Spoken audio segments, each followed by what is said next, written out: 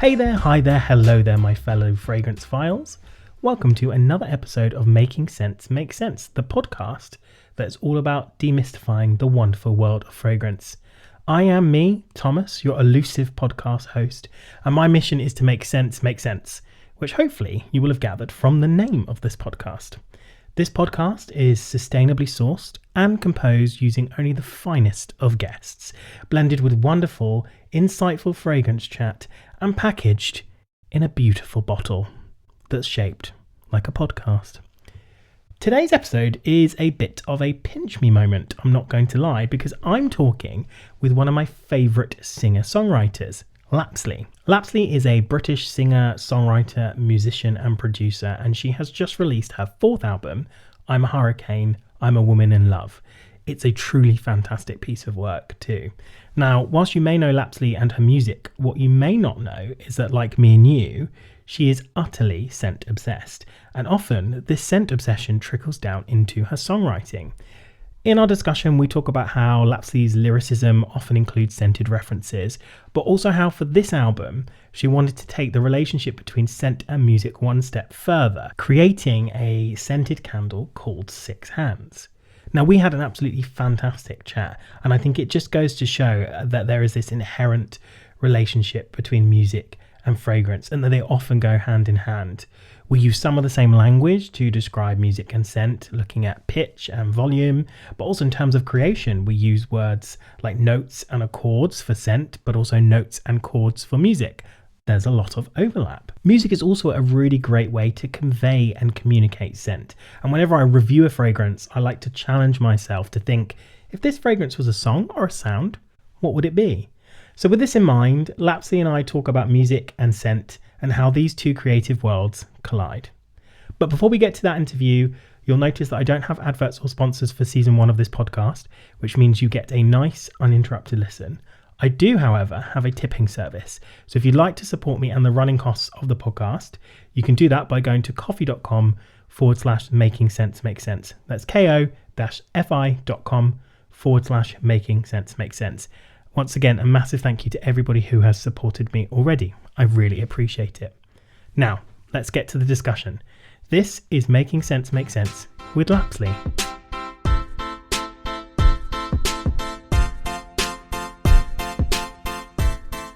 Låpsley, thanks so much for joining me on Making Sense Make Sense. I've been a fan of your music for a really long time, so it's an absolute honour to have you on the podcast. Oh, thank you. That means a lot. And congratulations on your new album, I'm a Hurricane, I'm a Woman in Love, which I believe is your first as an independent artist. You've also created a really beautiful candle inspired by lyrics on the album, which we will get to a bit later. How are you feeling now that the album is out there in the world? Creatively, I'm feeling super fulfilled. It was such an immense achievement. And listening back to it, it just reminds me of like all of the intense times over the past few years trying to get it over the line. But yeah, I'm super proud. I think, as with anyone who's like running their own business, there's a level of tiredness and chaos and craziness that goes alongside. Yeah, absolutely. And we've been DMing back and forth a little bit on Instagram, and I know that, like me, you really are a fragrance girly. So when did your obsession with fragrance start? So I moved to London when I was 17, and I remember taking with me a perfume that my dad bought for my mum, which was Dior. And the shape of the bottle I found so fascinating, and everything up to that point was like the Britney Spears little fantasy perfumes. Yeah. And that was my first kind of welcome to the adult world of perfume, which is funny because I can't stand the smell now, but it definitely takes me back to that time. And then having my own money for the first time in my life had a big impact. I was then able to splash out on like luxury things, and perfume and makeup was definitely my go-to. I'd say that smell is my favorite scent, and all of my friends that know me, like, candles and perfume define my space. So were you always really interested in smell as a kid? Were you often like putting your nose in things and just discovering things that way? Yeah. I always used to go to loads of cookery classes. That was like what I asked for Christmas and for birthdays. So I guess that sense of like taste and smell was really important. And I write a lot of poetry, and I've realised a lot in my work that I link back to the way that certain memories evoke a certain smell. So it's always been, I guess, a sense that's been included. Yeah. You know, it's always been there, and it factors into your work a lot, which I want to talk about in a moment. But are there any particular brands or fragrances that you're really loving right now that you're wearing lots of? Yes, DS and Durga, and that started about 4 years ago. And I'm very much into like an amber, woody, oody kind of Silk Road land of smells. And when I found Kiso Wood by DS and Durga, I felt like I'd come home, and that scent has like defined the past few years for me. I've brought along a new one from DS and Durga, well, new for me, called Bowmakers, which I'm trying for this era, for this album. I like to split up my fragrances for different times in my life, so I'm also on the search for a perfume that I want to define next year when I get married. Okay. I've actually got Bowmakers with me right now, and I've got it on. Which is kind of in the same, it's a bit more leathery than Amber Kiso. Yeah. Also, you have to be careful with Amber Kiso when you wear white, because it stains. It's so intense. Dark, so yeah. Yeah, so that's a big choice. A big wedding fragrance is a big choice to make. Yeah, and I have this idea of both me and my partner choosing our own fragrances and only wearing it like on that day. Yeah. And then obviously subsequently wearing it for anniversaries and having that as our special fragrance. Yeah. We did a similar thing when I got married. It was really easy to find the outfits, and everything else was planning, but the fragrance took forever because it felt like such a big decision. So, is it true that you're really obsessed with cars and the smell of leather? Yes, it is. My dream would be to have like a vintage car collection, but at the moment I have like a small SUV that I'm deeply obsessed with, and I travel a lot with it, and I love driving.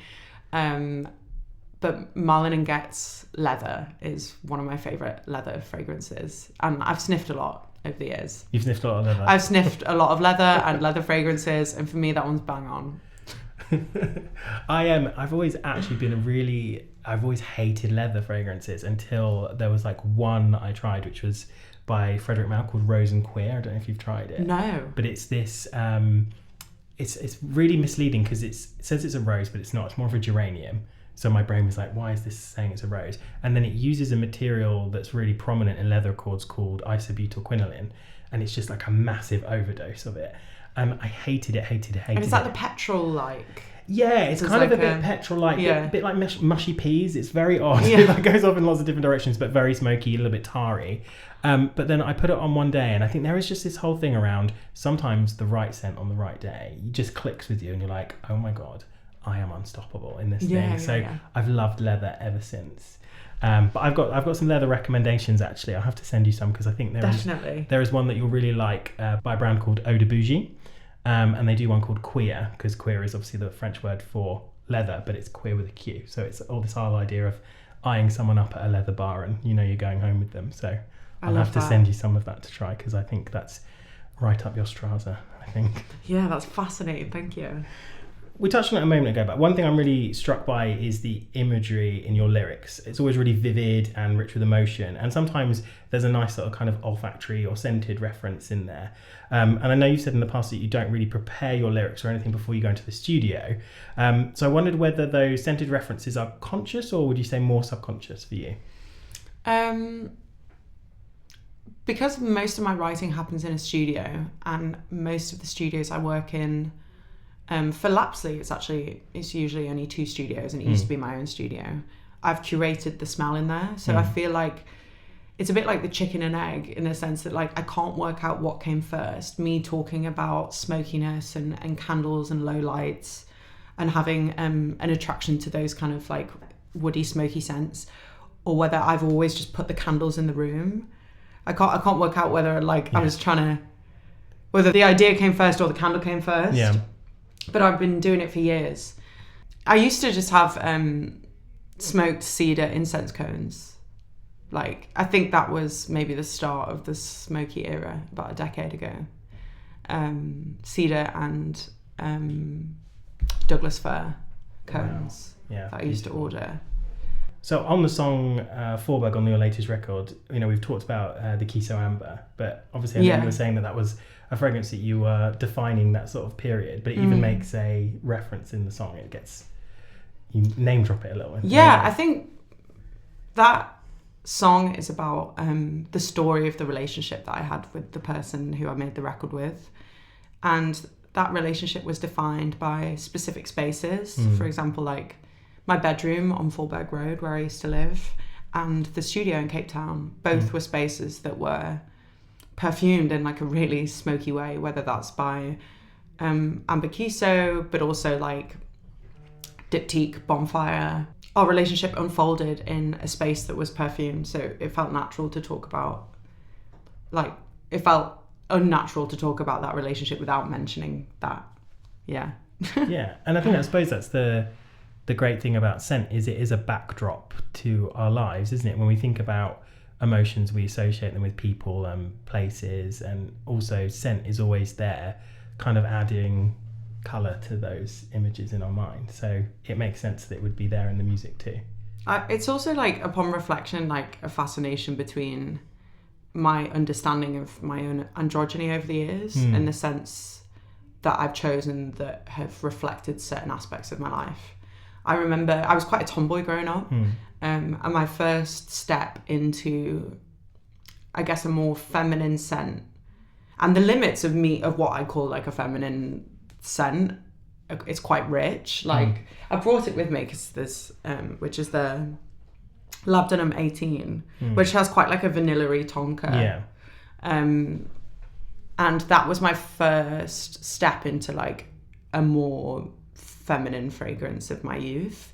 And even then I was trying to understand what it was I loved about that fragrance and why it links to other things that I wear. And there's still like a musky amber that still runs true. And also there's a lot of smoky fragrances that I wear, and candles that I smell that have vanilla in it. So it feels like they're all on the fringes of each other. But yeah, when my friends smell it, they're like, that's not a feminine fragrance. But I think if you compared it to some of the like the more like leathery stuff that I have, it would sit way more feminine. Yeah. I think gender in fragrance is a really interesting topic because, that's a lot of that's driven by marketing. So you mentioned Britney Spears Fantasy earlier. That's like the typically girly fragrance, isn't it? Cupcakes and all. But I suppose how you interpret the gender of fragrance does have a relationship with how you interpret your own gender, I suppose.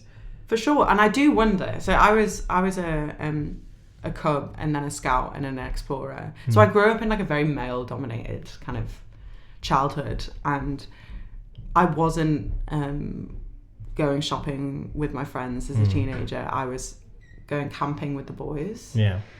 And I do wonder if this kind of attraction to that smell comes from fond memories when I was younger of like a bonfire. Yeah. Because some people, it's kind of like chalk and cheese, isn't it? Some people absolutely can't like stand like a smoky bonfire smell or like a rich amber oud. It's like at the opposite end of what they look for in a fragrance. So that's my psychoanalysis of Yeah, I wonder if that is the case, because if those are fond smells for you, the smoke, the campfire, and you can then wear them in a unusual way, I suppose, with the fragrance. It brings something new. And I grew up by protected pine woods, and I've always loved the smell of pine. So I think those early days of like burning like smoked cedar and Douglas fir in my creative space definitely was like a link to childhood memories and feeling like I'm in the pine woods. Yeah. I think that comes through in the music as well, though. You're very connected to nature in your lyrics. I think about my favourite album of yours is Through Water, where obviously you're talking a lot about there's a track on there called Through Water, which is all about the water cycle and climate catastrophe. So yeah, I wonder if that again is something that you're thinking about a lot when you're making your music. 100%.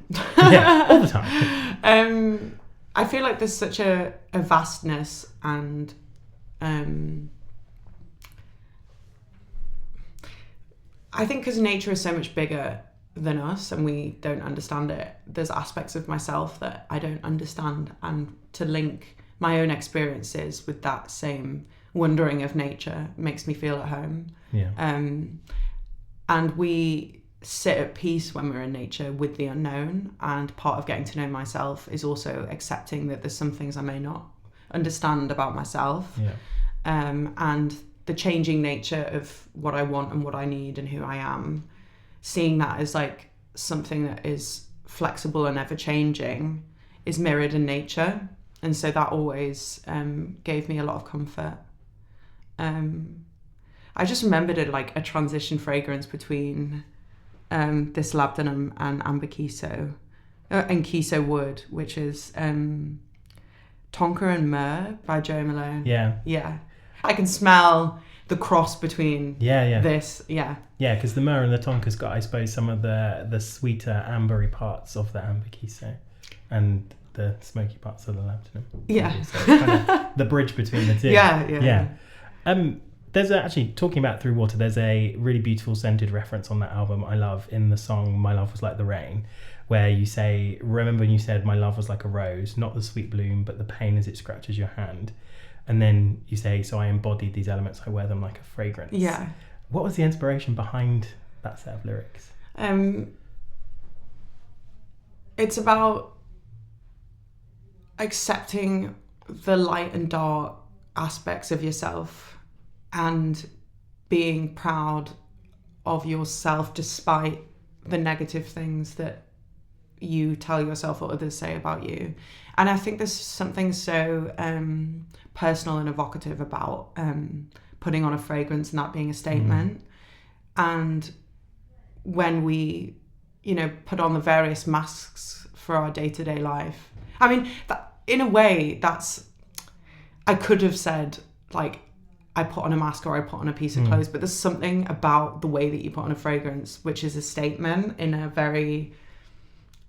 It's understated, but it's also a statement in, like, it's a juxtaposed thing that you not force on other people, but they notice about you when you're close to them. Yeah. And it's not a choice. They can't switch off that scent. As you arrive in your presence, in your wholeness, you arrive with that scent attached to you. And I think that's something that's quite, I want to say political, but not to do with politics. I mean, politics of the body. Yeah, totally. And I can totally relate to that, because I've always seen and thought of fragrance as fancy dress or like cosplay, because you can wake up one day and be like, who do I want to be today? What do I want to show the world? If I'm not confident, can I pick something that portrays confidence, or can I pick something that, makes me feel more masculine, more feminine? You can use it to tell the world who you are that day, and in a more intimate way than clothing, I think. Yeah, and also there's no words exchanged, which is another thing. I mean, when you meet someone for the first time, or you walk past someone and they have a certain smell, there's it's a different way of interacting.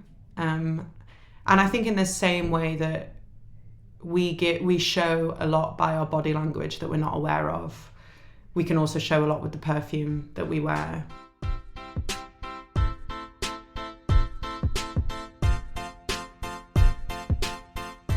So alongside the new album, you've created a scented candle called Six Hands.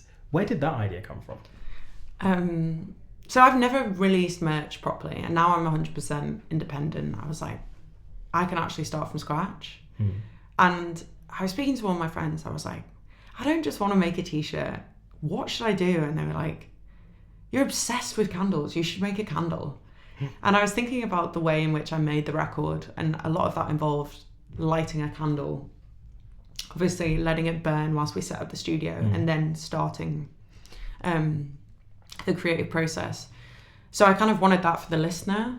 So I had this idea of like selling the vinyl and a candle that summed up the scents of the album, both taking aspects of the smells that were present when I made it, but also adding ones that evoke a certain memory for me to do with being outside in South Africa, being in the forest near where I grew up, and also various different locations that I shot the music videos. And I tried to like put it all into a single scent.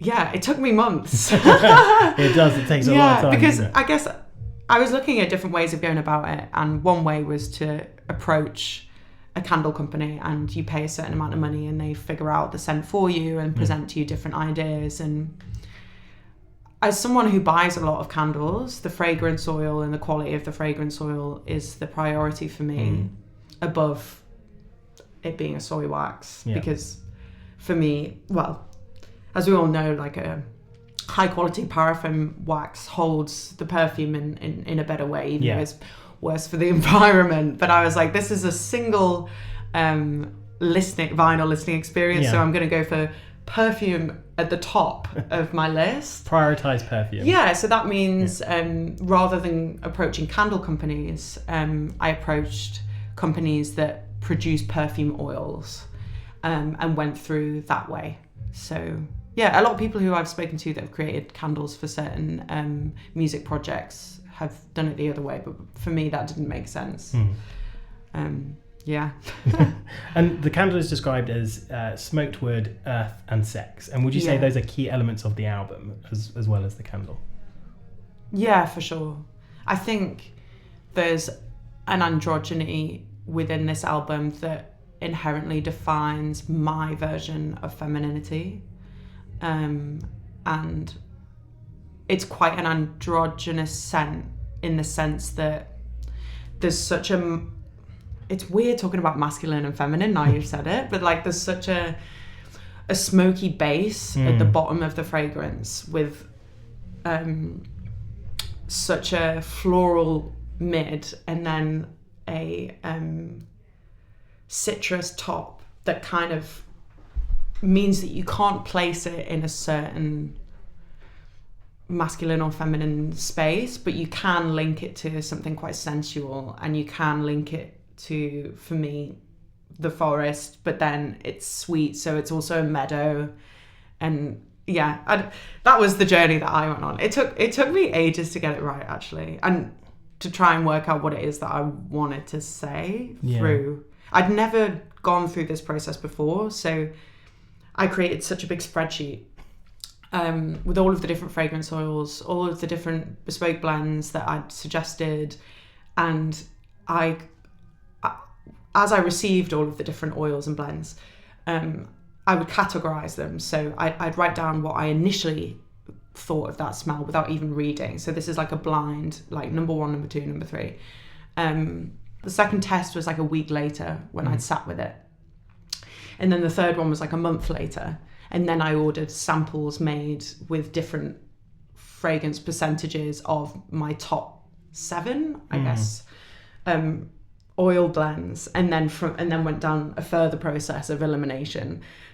So this took way too long, considering I only made like 140 candles. This is absolutely ridiculous. But when you're so interested in something and there's such a meaning, like the journey of going on that was also a way for me to process certain aspects of the record, which I didn't realize I needed to process, to do with memories and exes and letting go of something which is, has meant so much to you for so long.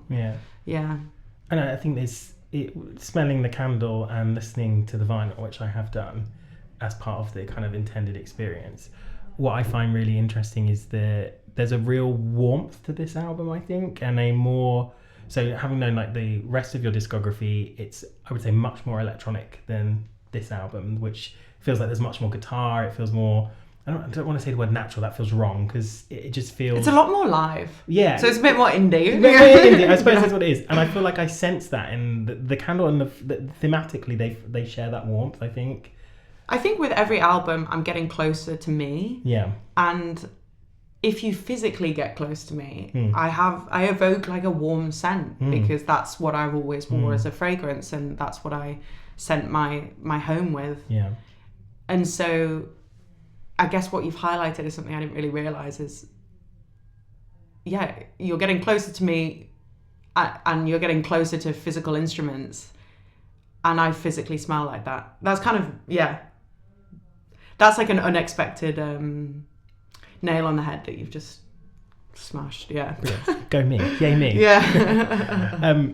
So when I talk about fragrance, I often use music as a means of conveying what I'm smelling. So I'll normally pair it with a track, or because there's so much there's so much overlap in the language. We use notes, chords, or the volume, tempo, etc. But also fragrance creation itself is quite similar to music production because you're layering different elements together to create something new. I know you talked a little bit about your process a few moments ago, which was really interesting around kind of developing the candle. But did you find that you approached it in a similar way to the way you produce your music, or did you think actually this is completely different? Yeah, I did approach it in a similar way. And the way that I work in the studio is, I say, quite different to other people. It's very instinctual. It's very much stepping away from the screen and sitting in the moment and sitting in that feeling. And in order for me to properly assess the oils and narrow things down, I had to look away from my spreadsheets. I had to take time in between each scent and really just, I guess, go into visualizations to work out what it is that I wanted to say. Because it is a strange thing to talk about, a smell, when you apply your own story, or you apply your own situation to the scent, and you build the world around your own world around each scent. And in the same way that when people listen to music, they apply their own story to that song. It mirrors that in a sense. Yeah, absolutely.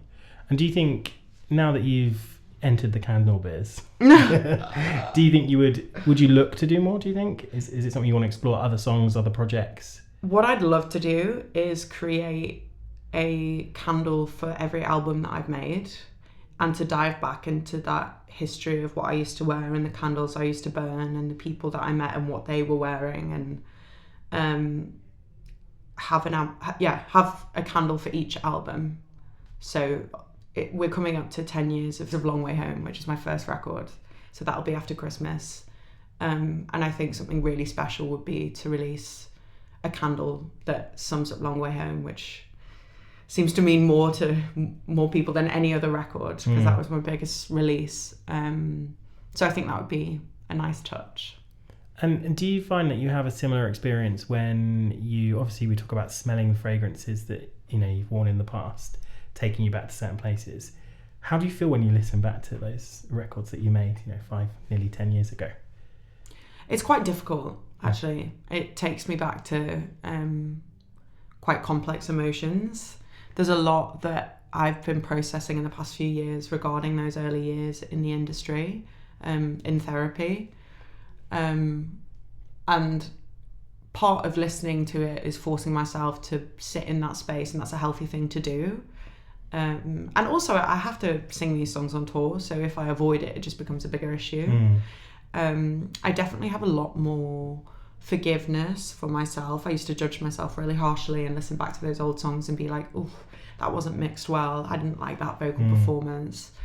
And now I respect the past for what it is, and that I did the most I could at that time. I think it will be an emotional process, opening it up in terms of going down the whole creating the candle for it, just because it's beyond looking at the words. It's like thinking back to the spaces you were in and the people you were with, and that's a bit of a all-encompassing way of looking at the past. Yeah, totally. And just before we move on, one thing I really love is that when you're describing the notes in this candle, you've kind of subverted the notes list. So you haven't got, top, middle, bass notes. You've got head notes, heart notes, body notes, and bones notes. It speaks, I suppose, to our innate emotional and physical connection to scent. Is that what kind of inspired you to present the notes in that way? Yeah. I wanted to, I obviously wanted to link it to something beyond maybe what the scientists would call it, just because it has such an emotional tie to the record and me as a person. So I think that was a way of internalizing the fragrance, or bringing it, humanizing it maybe. I mean, it is literally humanizing because I'm using parts of the body, but everybody understands what that means. Yeah. Like, you can understand that the bones is the base. Yeah. Yeah.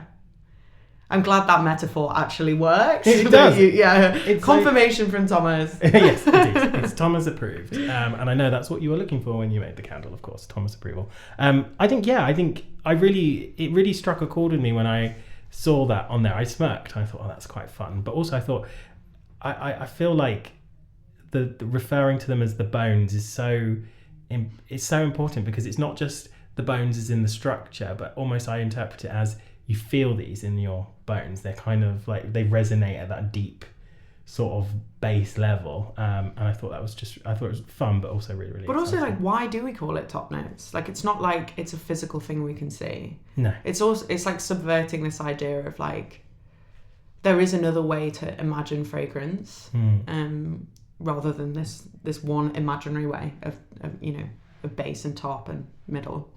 Yeah, absolutely. And one of the things I wanted to do before we go, which you may not want to do actually, because you're going to be thinking about these for candles, but I thought it would be good to sort of pick a fragrance or smell that best captures the essence of each of your 4 albums. No way. So it doesn't have to be anything long, but I just thought if you were to kind of summarize them in a scent profile or a particular fragrance, what would you do for... If I want to separate it from what I wore for those years. Yeah. Otherwise, I feel like I'm pretty trapped to those. I think Through Water, I would probably choose a scent from Molecule, because it's quite a... Actually... no, Heckles. It's funny, I always buy the discovery sets from fragrance companies, because I'm so fascinated by the directions that they can go in. But I feel like Heckles, which is, I think they've changed their name now, and Molecule is my immediate thought for Through Water. There's like a freshness and a salinity. Yeah. But also, there's something that they use in every single Molecule fragrance. I don't know what his whole history is like based around this particular ingredient, and that underpins everything. Yeah. And for me, that's like the underpinning of Through Water. Yeah.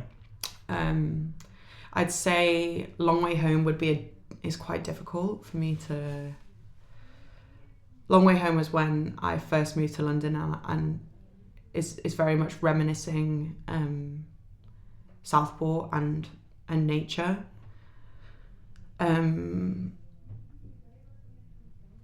weirdly think that would be quite like a vetiver fragrance for me. Something quite green and new. Cautionary Tales of Youth. I'd have to go for like a pure oud, which is really rogue, but that was an intensely like queer, sexualized area of my life, and for me, oud evokes sex in the best way, in the hot, sweaty way. Funky and animalic and carnal, isn't it? Yeah. So I'd probably go down, which is like stepping closer to where we are now. Okay. But that, And for this latest one? Burning Barbershop, which I think... Love it. Is that perfect mix of like, there's lavender in it. Yeah. And the spearmint. Yeah. As well as smoked oil. Yeah. And I think that has one foot in the meadow and one foot in the bed. Yeah, totally. I can see that. Yeah. And the bed is also very much on fire. Yeah.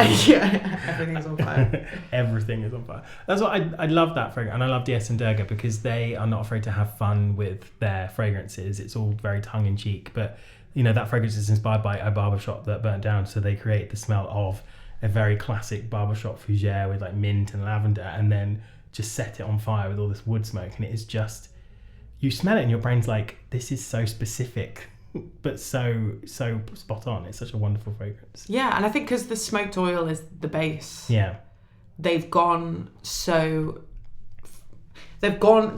like they're allowed to go into these strange directions in the top because they have this like solid smoked oil underneath. And I find that fascinating, and that's something that like in my mediocre candle, I've tried tried to go down, or at least I recognise that as Yeah. something I love. Yeah. Yeah. And I would not describe your candle as mediocre at all. It burns beautifully. I've been enjoying it. Yay. Låpsley, thank you so much for joining me on the podcast. It's been so fascinating talking scent and music with you. Where can people find out more about you, your music, and things like tickets? Because I know you're going on tour soon. So for merch, it's låpsley.store. And for everything else Låpsley, so gig tickets, social media links, sign up to my emails, it's låpsley.os.fan. Låpsley, it's been an absolute pleasure. Thank you.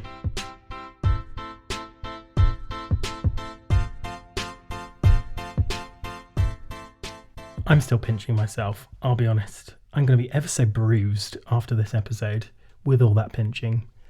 It's not every day you get to interview one of your favourite singers, I'll say that. And I really enjoyed talking with Låpsley about how she approaches not only her music production, which as a nerdy fanboy was really interesting, but also about her relationship with scent. It was really fascinating. And you should go and listen to all of her music because it's amazing. You can follow Låpsley on Instagram at Låpsley with 3Y. So that's LAPSLEYYY, almost as if we're saying it very enthusiastically. But I'll put all the website links mentioned earlier in the show notes. And you can stream Låpsley's new album or any of her albums, but her new album, I'm a Hurricane, I'm a Woman in Love, on all music streaming platforms. And you can purchase physical copies on her website. That's it for this week. I will be back next week for, hold your breath, the final episode in season 1 of Making Sense Make Sense. I know, it's come around quickly, hasn't it? It promises to be somewhat of a theatrical episode, if that gives you any hints, so don't miss it. As usual, I will hand over to our guests to tell us the fragrance they have an emotional connection with. After all, fragrance is an emotional art form. If you want to follow me, you can do so on Instagram at Making Sense Make Sense. But for now, I will leave the final word, or words, to Låpsley.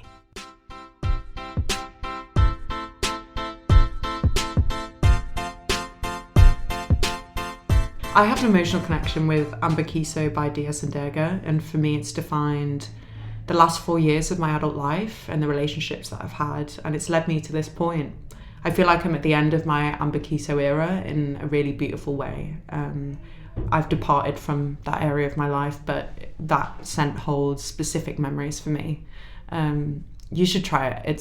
It's the most beautiful, smoky, amber, oody fragrance that I've ever smelled. It's sexy.